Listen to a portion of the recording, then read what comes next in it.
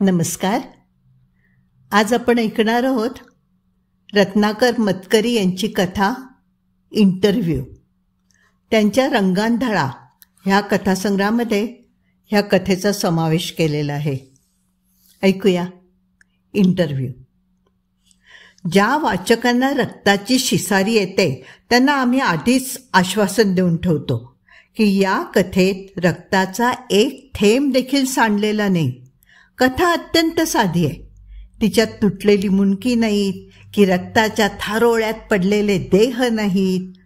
किंबहुना कथेचा विषय देखील तुमच्या आमच्या अगदी दैनंदिन जगातला आहे, ज्यामध्ये भयाचा लवलेशही नाही असा आहे. नोकरीसाठी दिलेला इंटरव्ह्यू. एकदम साधा, सरळ, रोखठोक विषय, बिन रक्ताचा, शाकाहारी. कथानक जे आहे त्याचा कथानायक आहे कुणी जगन्नाथ नावाचा तरुण, विवाहित. म्हणजे प्रेमाविमाचं लफडं नाही आहे. बायको शालिनी. दोघांचंही एकमेकांवर गाढ प्रेम, म्हणजे प्रेमाचा त्रिकोण बिकोण देखील नाही. जगन्नाथ चांगला सेकंड क्लास ग्रॅज्युएट आहे, पण त्याला नोकरी मिळत नाही. तशी त्याला एक नोकरी होती, पण ती रिट्रेचमेंटमध्ये सुटली. त्यामुळे वयाची अट सगळीकडे आड येते. बायको शाळेत शिक्षिका आहे. तिच्या एकटीच्या पगारावर आज कसं बसं निपतंय. जगन्नाथची नोकरीची खटपट चालूच आहे, पण अजून काही जमत नाही. आणि एक दिवस अचानक त्याला एक पत्र येतं, इकडे एक वेकन्सी आहे, ताबडतोब इंटरव्ह्यू द्यायला हवा. पत्र मिळताक्षणी निघून ये. पत्राखाली वेलबुट्टीदार सही होती. वाचणं अवघड गेलं. प्रयत्नांती लागली. विमल दशरथ. पत्ता धरमपूरचा होता. दशरथ मंडळी जगन्नाथच्या लांबच्या नात्यातली होती. म्हणजे विमलचे यजमान त्याचे कुणीतरी दूरचे मामा लागत होते. 2-3 वर्षांपूर्वीच ते वारले. पण घरची श्रीमंती बरीच होती. सगळ्या धरमपूरमध्ये त्यांचे धागेदोरे होते. मूलबाळ काही नव्हतं. आणि सबंध इस्टेटीची मालकीण आता विमल होती. अर्थात हे सारं जगन्नाथ नुसतं ऐकून होता. प्रत्यक्षात मात्र गेल्या काही वर्षात त्याची दशरथ कुटुंबाशी भेटगाठ देखील नव्हती. म्हणूनच विमलचं पत्र पाहून त्याला आश्चर्य वाटलं. आपली परिस्थिती तिच्या कानावर गेलेली असावी याचं नवलही वाटलं. पण त्यात विशेष असं काही नव्हतं. कुणा ना कुणाच्या तोंडातोंडी असल्या बातम्या प्रवास करतातच. आपल्याला नाही का मामा वारल्याचं कळलं. आपली नड त्यांच्यापर्यंत पोहोचावी याचं जगन्नाथला थोडं वैषम्य वाटलं. पण गरजेच्या वेळी कुणीतरी हात पुढे केला याचा आनंदही झाला. दशरथांची प्रतिष्ठा लक्षात घेता ही नोकरी मिळाल्यासारखंच होतं. तसं नसतं तर मुद्दाम कुणी इतक्या लांबून इंटरव्ह्यूसाठी थोडंच बोलावतील. पत्ता जरा लांबचा होता, पण नोकरी चांगली असली तर तिथेच स्थायिक व्हायलाही काही हरकत नव्हती. नाहीतरी सगळ्यांनी मुंबईच्या गर्दीत अडचणी सोसून राहण्यात मुद्दा तरी काय, हो ना. शालिनीलाही हे पटलं. जगन्नाथने ताबडतोब निघायचं आणि पुढे सगळं मनासारखं जमलं तर शालिनीला बोलवून घ्यायचं असं ठरलं. जगन्नाथ दुसऱ्याच दिवशी धरमपूरसाठी निघाला. जगन्नाथ धरमपूर स्टेशनवर उतरला तेव्हा संध्याकाळ झाली होती. साऱ्या वातावरणात एक मळकट उदासवाणा प्रकाश भरून राहिला होता. आकाशात काळ्या ढगांचा एक डोंगर कलंडला होता आणि आता कधीही पाऊस कोसळेल असं वाटत होतं. धरमपूरला उतरणारे फारसे पॅसेंजर नव्हते. तरी देखील 5-6 टांगे बाहेर आशेने उभे होते. जगन्नाथ बॅग घेऊन स्टेशन बाहेर पडताच सगळे टांगेवाले त्याच्या जवळ जमा झाले. आणि मग एक चमत्कार घडला. जगन्नाथने खिशातून पत्र काढून त्यावरचा पत्ता वाचला. तक्षणी सगळे टांगेवाले त्याच्याकडे पाठ फिरवून निघून गेले आणि लांब उभं राहून आपापसात हलक्या आवाजात चर्चा करीत राहिले. हा काय प्रकार आहे हेच जगन्नाथला कळेना. मग तो स्वतःच त्यांच्याजवळ गेला आणि त्याने हे ठिकाण कितीसं दूर आहे अशी विचारपूस केली. प्रथम त्याच्याकडे दुर्लक्ष केलं गेलं आणि मग बहुत दूर है, बहुत दूर है असं उत्तर मिळालं. त्यांची एकमेकात हलक्या आवाजात चर्चा चालूच राहिली. जगन्नाथला नवल वाटलं. आपल्याशिवाय दुसरं एकही गिऱ्हाईक नसताना आणि सवारी इतक्या दूरची असतानाही टांगेवाल्यांनी आपल्याबरोबर यायला तयार का बरं होऊ नये? त्याला काही समजेना. काही वेळ तो तसाच खोळंबून राहिला, कारण जवळपास दुसरं एकही वाहन नव्हतं. अखेरीस त्याची दया येऊनच की काय, त्यांच्यातला एक दांडगटचा तरुण टांगेवाला त्याच्या जवळ आला आणि म्हणाला, चलो जाएंगे. लेकिन आता हा काहीतरी भरमसाठ आकडा सांगणार या अपेक्षेने जगन्नाथने श्वास रोखून धरला. पण टांगेवाल्याचा लेकिन दुसराच होता. तो जगन्नाथला दशरथांच्या बंगल्याच्या दारात सोडायला तयार नव्हता. थोडं अंतर अलीकडेच उतरून पुढे 2-3 मिनिटं चालावं लागणार होतं. असं का असं जगन्नाथने विचारताच, जानवर जाता नाही आहे असं उत्तर मिळालं.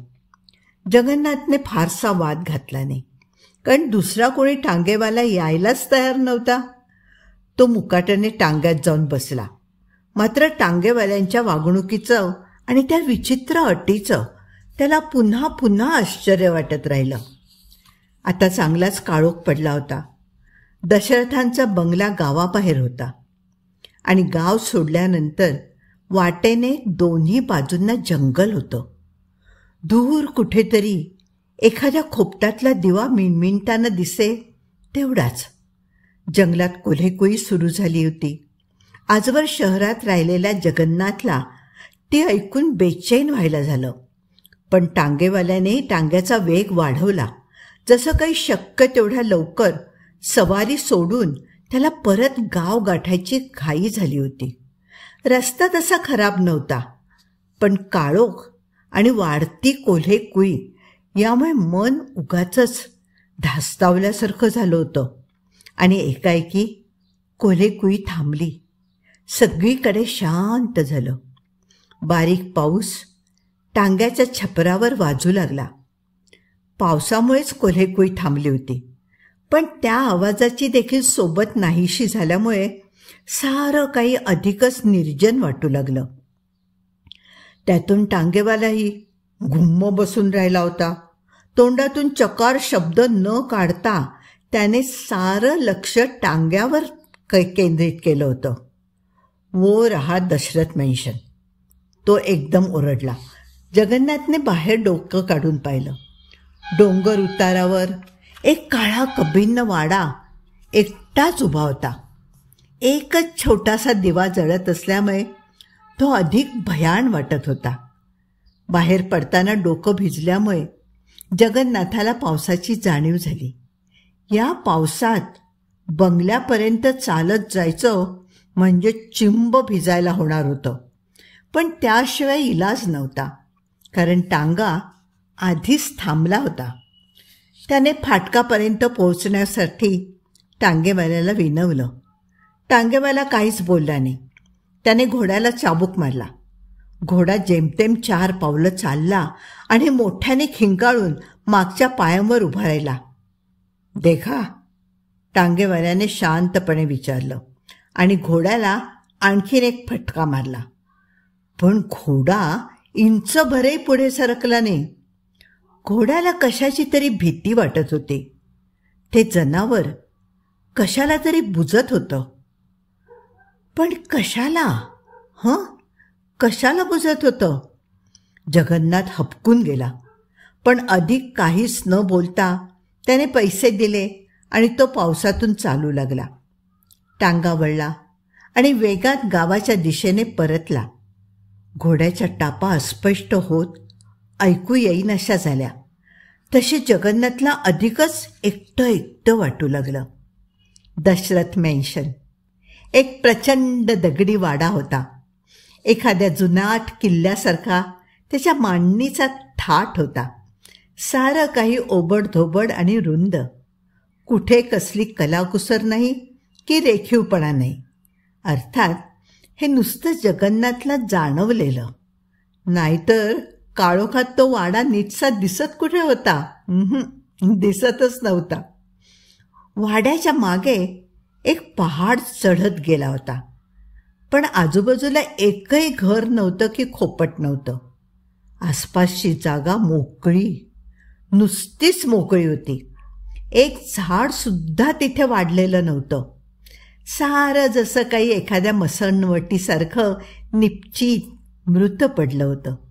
जिवंतपणाची, टवटवीतपणाची एकही खूण तिथे नव्हती. एकाएकी पाऊस थांबला आणि कोल्हेकुई परत सुरू झाली. पायऱ्यांशी पोचेपर्यंत जगन्नाथ पुरता भिजून गेला होता.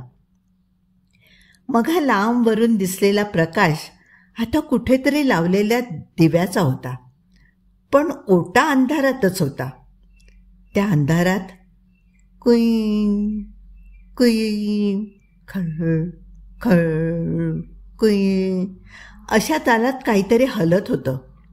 पांढरं शुभ्र लुगडं नेसलेली एक बाई अधांतरी बसलेली पाहून जगन्नाथ दचकला. बाई पुढे मागे झुलत होती. खळ खळ कुई कुई असा आवाज एका तालात होत होता. काळोखाला डोळे सरावताच जगन्नाथच्या लक्षात आलं की ती झोपाळ्यावर बसून झोके घेत आहे. कोण? जगन्नाथ का? ये ये, मी वाटच बघत होते तुझी, ती बसल्या जागेवरूनच म्हणाली.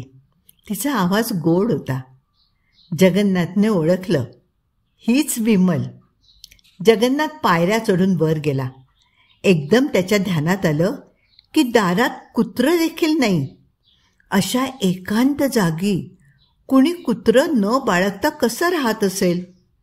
ती त्याला आत घेऊन गेली. दिवा लावला. समोर एक प्रशस्त दिवाणखाना होता.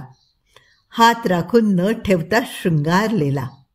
जमिनीवर जाड गालिचा, कोपऱ्यात पुतळे, भिंतीवर जनावरांची कातडी आणि एक प्रचंड तैलचित्र.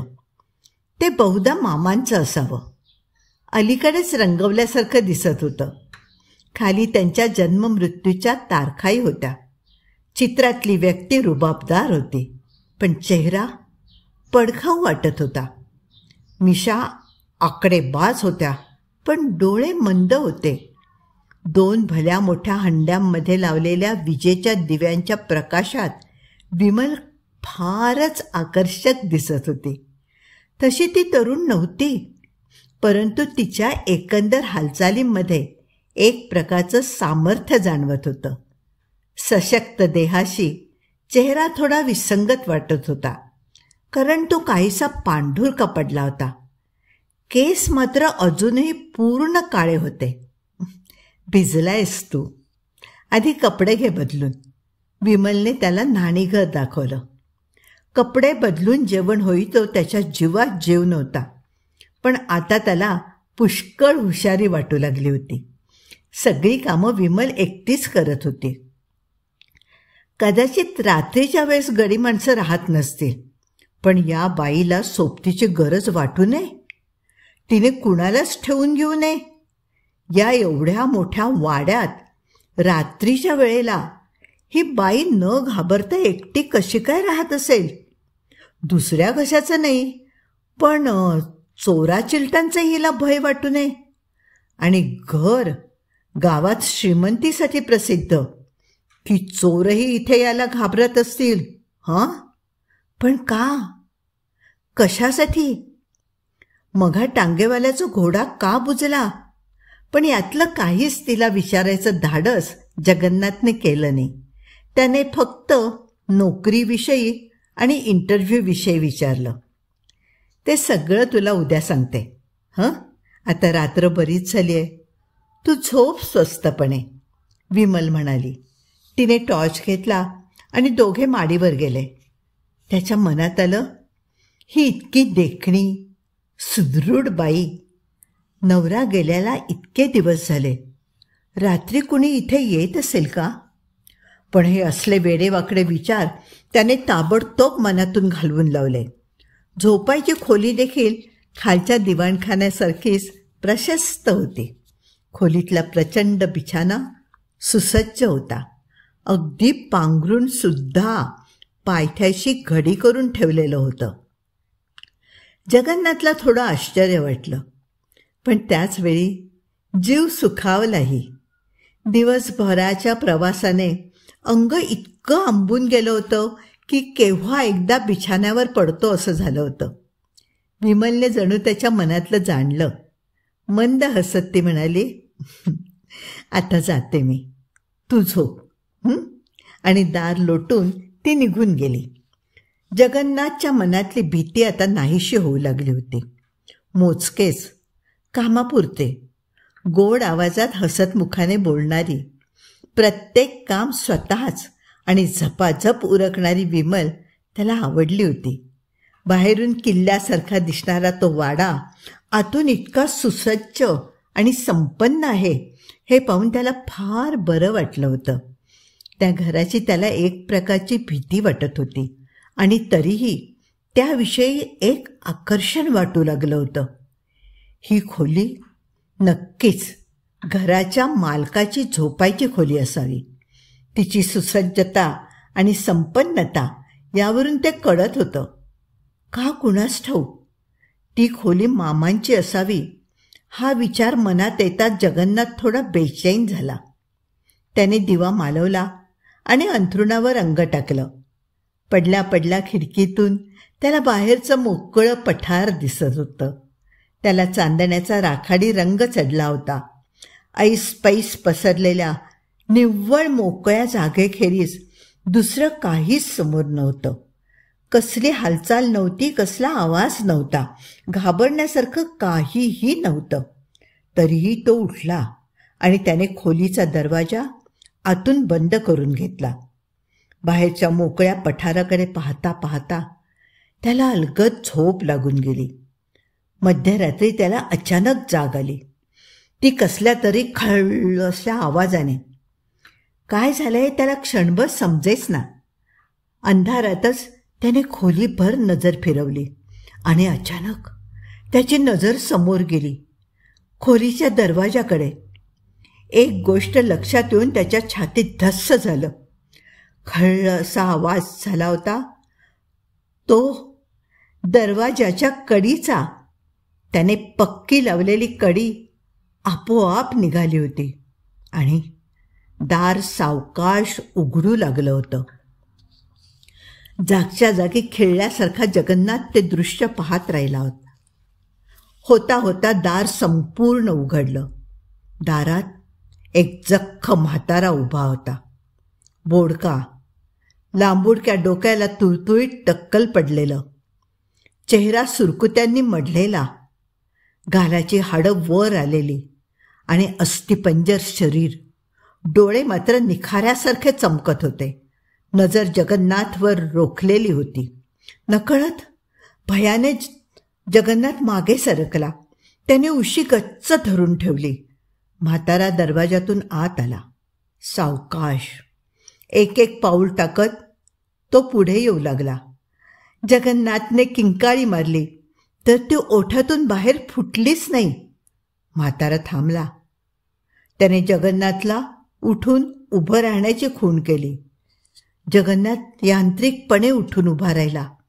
मनाविरुद्ध त्या बोडक्या म्हाताऱ्याने त्याला आपल्याबरोबर चालण्याची खूण केली. जगन्नाथ चालू लागला. खरं तर त्याला जायचं नव्हतं, पण स्वतःच्या इच्छाशक्तीवर जणू त्याचा ताबाच राहिलेला नव्हता. म्हातारा खोलीच्या बाहेर पडला. त्याच्या मागून जगन्नाथ चालत होता. काय होतं आहे हे त्याला समजत होतं. काहीतरी विलक्षण प्रकार घडत होता ज्याची त्याला अत्यंत भीती वाटत होती. सर्व शक्ती एकवटून तिथून पळून जावं असं वाटत होतं. पण मनाचं सांगणं पाय मानीत नव्हते. ते त्या म्हाताऱ्याच्या मागून चालतच होते, एखाद्या यांत्रिक बाहुलीप्रमाणे. मन देखील तसंच बधीर झालं होतं. आणि तसं झालं असतं तर फार चांगलं झालं असतं. पण ते तर पूर्ण जागं झालं होतं. एकूण एक गोष्ट टिपीत होतं. त्यामुळे भीतीने जीवाचा थरकाप होत होता. उदाहरणार्थ, तो म्हातारा, सारं अंग सुरकतलेलं, वय 90च्या जवळपास सहज असेल, पण तरी देखील तो बिलकुल वाकला नव्हता. चालण्यातही जोर होता. हे कसं शक्य आहे? झालंच तर त्याच्याजवळ दिवा नव्हता, पण त्या काळोखातही तो बिलकुल न अडखळता, न ठेचाळता चालत होता.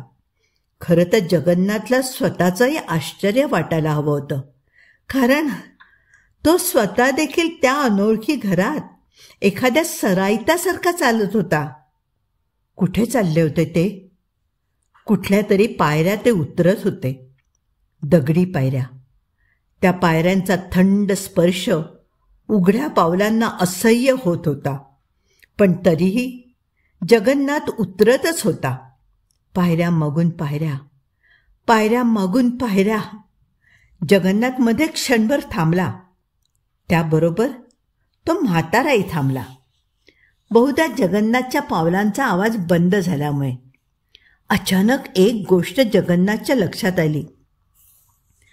पायऱ्यांवर त्या म्हाताऱ्याच्या पावलांचा आवाज ऐकू येत नाही. म्हाताऱ्याने पुन्हा खूण केली. जगन्नाथ चालू लागला. पायऱ्या, आणखीन पायऱ्या, आणखीन पायऱ्या. कुठल्या सप्तपाताळात ते जात होते कुणास ठाऊक. अखेरीस एकदाच्या त्या पायऱ्या संपल्या, पण त्यांचं चालणं संपलं नव्हतं. दगडी फरशीवरून ते आणखीन थोडा वेळ चालतच राहिले. एकदम जगन्नाथच्या लक्षात आलं की आपण एका लांबच लांब दिवाणखान्यामध्ये येऊन पोचलो आहोत. दिवाणखाना अरुंद होता आणि इतका लांब होता की त्याचं दुसरं टोक जगन्नाथला नीटसं दिसतच नव्हतं. दिवाणखाना अगदी रिकामा होता. जमिनीवर गालिचा नव्हता, नुसती दगडी फरशी. भिंती देखील अगदी रिकाम्या, तुरुंगाच्या भिंतीसारख्या, ओक्या बोक्या, दगडी. त्यावर कुठलंही चित्र नाही की पडदा नाही. दिवाणखान्यात जगन्नाथ अगदी एकटा होता. निदान तसं त्याला वाटलं, पण तसं नव्हतं. दिवाणखान्याच्या टोकाशी काही पायऱ्या होत्या. त्यावर एक दगडी चौथरा होता. चौथऱ्यावर एक मोठं टेबल होतं. टेबलामागे 3 खुर्च्या होत्या. खुर्च्यांवर 3 व्यक्ती बसल्या होत्या. पण अपुऱ्या उजेडात, इतक्या अंतरावरून त्यांचे चेहरे दिसणं शक्यच नव्हतं. मला मला मला इथं का आणलंय? महत् प्रयासाने जगन्नाथला आपला आवाज सापडला. तू ज्या खोलीत झोपलास तिथे झोपलेलं प्रत्येकजण इथे येतं. दूरवरून शब्द ऐकू आले. खुर्च्यांवर बसलेल्या त्या तिघांपैकीच कुणीतरी बोलत होतं, पण त्याचा आवाज प्रत्यक्षात दुरून येत नव्हता. जवळूनच ते शब्द कानात घुमत होते, मनाला जाणवत होते. त्या खोलीतल्या वातावरणाने तुला खेचून इथवर आणलंय. आत्ताच एक गोष्ट जगन्नाथच्या लक्षात आली. तो इथे येऊन पोचला त्या क्षणापासून तो बोडका म्हातारा नाहीसा झाला होता. तो बिछाना झपाटलेला आहे, ती खोली झपाटलेली आहे, हा वाडा झपाटलेला आहे, आम्हीच तो झपाटला आहे. शब्द आले. तुम्ही कोण आहात? तुम्ही कोण आहात? आम्ही अमृत आहोत. काही जण जिवंतपणी मेल्यासारखे असतात. आम्ही मेल्यानंतरही जिवंत राहतो. जिवंत व्यक्तींमधून चैतन्य शोषून घेऊन, जीवन शोषून घेऊन मग ते माणसं मरतात. सावकाश, पळापळानं मरतात. तू देखील असाच मरशील आजपासून. त्या बिछाण्यात झोपलेले तुझे मामा असेच मेले. मला मरायचं नाही, मला मरायचं नाही. जीवाच्या आकांताने जगन्नाथ किंचाळला, तरी तो आवाज जेमतेम बाहेर फुटला, एवढंच. मरायचं नाही? हा, ते शक्यच नाही. का? तू अगोदरच मेला आहेस. त्या बिछाण्यात झोपलास ना तेव्हाच. आता मेलेला असूनही जिवंत राहण्याचा एकच मार्ग आहे. कुठला? तुझ्याऐवजी तू दुसऱ्या कुणाला तरी बळी द्यायचंस. मग मग मग तू आमच्यातलाच होशील. मृत असून जिवंत राहशील. मृत होशील. आमच्याकडे एकच जागा रिकामी आहे. आम्ही तुला आमच्यात घ्यायला तयार आहोत. कबूल? बोल, कबूल आहे? बळी द्यायचं दुसऱ्या कुणाला तरी? नाही नाही नाही, असली भयंकर गोष्ट मी करणार नाही. जगन्नाथ पळत सुटला. खुर्च्यांवर बसलेल्या मंडळींनी त्याला थांबवण्याचा प्रयत्न केला नाही, पण तो जेमतेम दारापर्यंत पोहोचू शकला. दारात विमल उभी होती. कुठे पळतोयस वेड्या? अरे, इथून सुटका नाही. तुला झिजून पिचून मरायचंय का माझ्या नवऱ्यासारखं? ती गोड आवाजात म्हणाली. त्यापेक्षा कुणाचा तरी बळी देऊन टाक ना.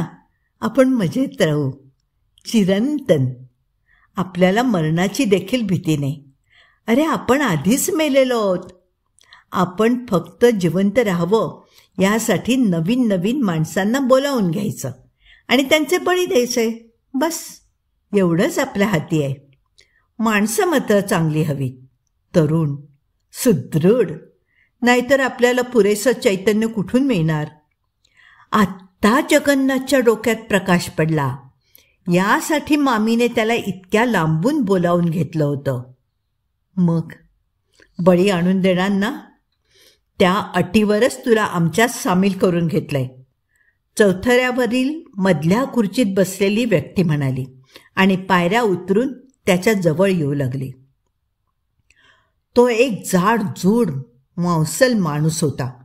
गुबगुबीत गालांचा, जाडजूड मिशा ठेवलेला, अंगात काळाभोर सूट.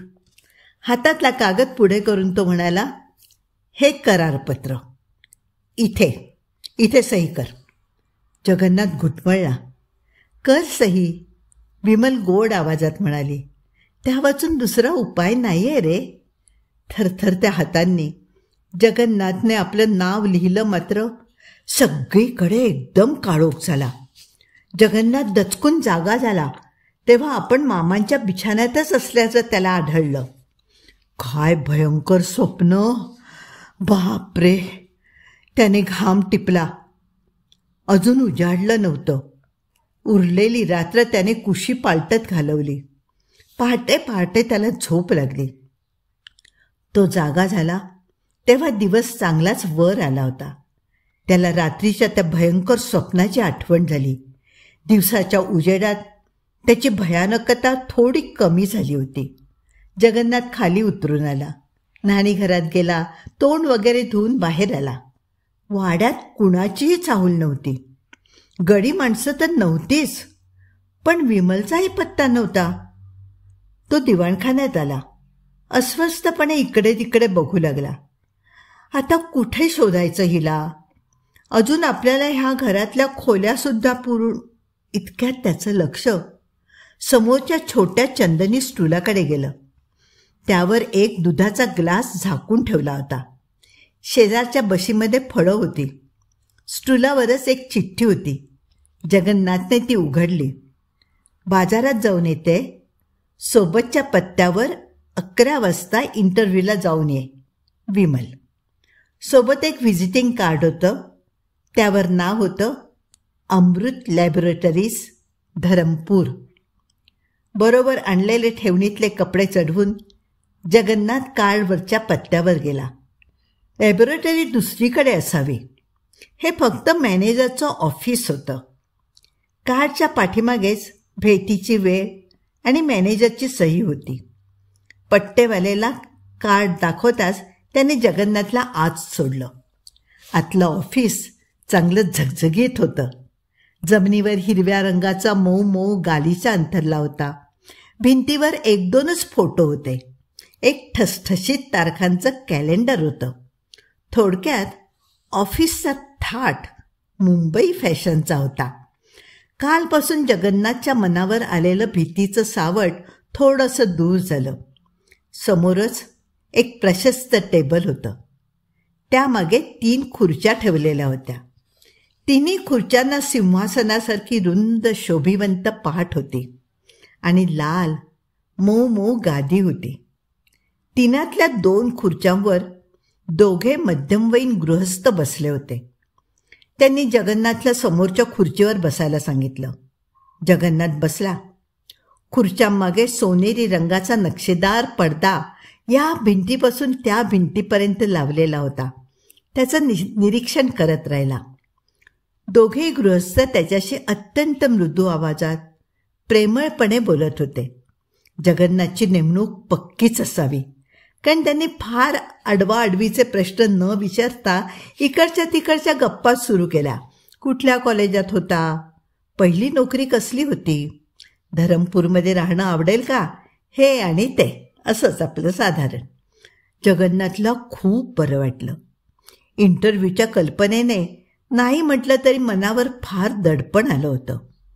त्या दडपणामुळेच कसली कसली विचित्र स्वप्न जगन्नाथला एकदम मोकळं मोकळं वाटू लागलं. ते भयंकर स्वप्न संपलं. ती भयानक रात्र संपली. आता आपण दशरथांच्या वाड्यावर नाही राहिलं तरी चालेल. इंटरव्ह्यू नीट पार पडला. आता या नोकरीचं नक्की जमेल. इतक्या दिवसांची काळजी संपेल. सध्या कुठेतरी हॉटेलात राहू. मग जागा मिळाली की शालिनीला बोलवून घेऊ. इंटरव्ह्यू बहुतेक आटपत आला होता. एवढ्यात पाठीमागचा पडदा बाजूला झाला आणि 3रे गृहस्थ आत आले. आमच्याकडे एकच जागा रिकामी आहे, पण तुम्हाला आमच्यात घ्यायला आम्हाला आवडेल. हातातला कागद पुढे करत ते म्हणाले, हे घ्या करारपत्र, यावर सही करा. त्याच्या चेहऱ्याकडे नजर जाताच जगन्नाथ धसकला. काल रात्री पाहिलेला तोच जाडजूड मौसल माणूस, गुबगुबीत गालांचा, जाडजूड मिशा, अंगात काळा भोर सूट, तोच तोच तोच माणूस, तेच शब्द. शुद्ध हरपून जगन्नाथ बसल्या खुर्चीत कोसळला. परवा इंटरव्ह्यूच्या वेळेला मला चक्कर आली आणि काही वेळ काही समजेन असं झालं. माझ्या तब्येतीचा भरोसा नाही. तू जमेल तेवढ्या लवकर इकडे ये, नाहीतर माझं काय होईल काही सांगता येत नाही. शालिनीला पत्र पुढे वाचवेना. जगन्नाथ एकाएकी कसा आजारी पडला हे तिच्या ध्यानात येईना. तिचं चित्त सैरभैर झालं. कशीबशी तिने थोडीफार आवराआवर केली. सामान बांधून तयार ठेवलं. गाडी दुसऱ्या दिवशी सकाळची होती. जगन्नाथच्या तब्येतीची काळजी मन पोखरीत होती. रात्रभर तिच्या डोळ्याला डोळा लागला नाही. कुशी पार्टीत तिने रात्र घालवली.